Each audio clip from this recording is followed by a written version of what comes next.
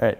So for years, memory research has focused on studying, learning, or what we call in the field encoding of information into memory, with little attention to what goes into actually retrieving that information when we later need it. This is kind of surprising given that retrieving information from memory is actually one of the most fundamental elements of human experience. So to put that in perspective, each of you as I'm talking is probably drawing on your past experience to try and put what I'm saying into context so that you can better understand it. Unfortunately, what we're left with is the most common analogy that people have for memory is what I've depicted on your left here. So people think that retrieving information from memory is just as automatic as clicking on a file that you've previously written to your computer.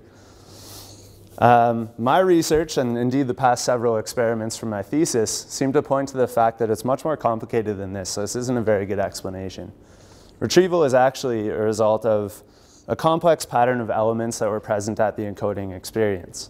So I've depicted those on the right side as a number of kites that this poor guy is trying to reel in the face of a pretty brutal windstorm.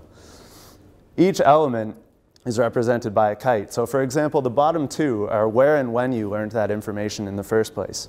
Those are important elements. The top two are the materials, so what you were trying to study at the time, and the type of processing you were doing with that information, be it visual, phonological, or in the case of if you're looking at images, the features of the images themselves or how they compose themselves into a whole. Now, interfering with any one of these elements, so what I've shown is sort of a fraying rope here, makes it all that much harder to reel in these elements and to successfully retrieve that memory in the future.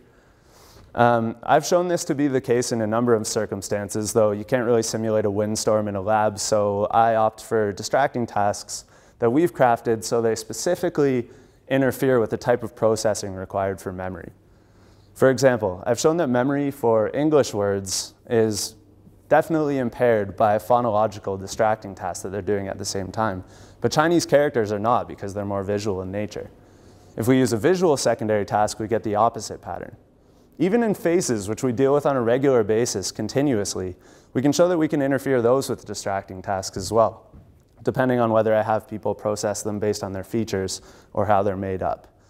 So given that even this really well-studied information can get interfered with even with slight distraction, it's clear that retrieval hasn't really been given its due in the memory literature.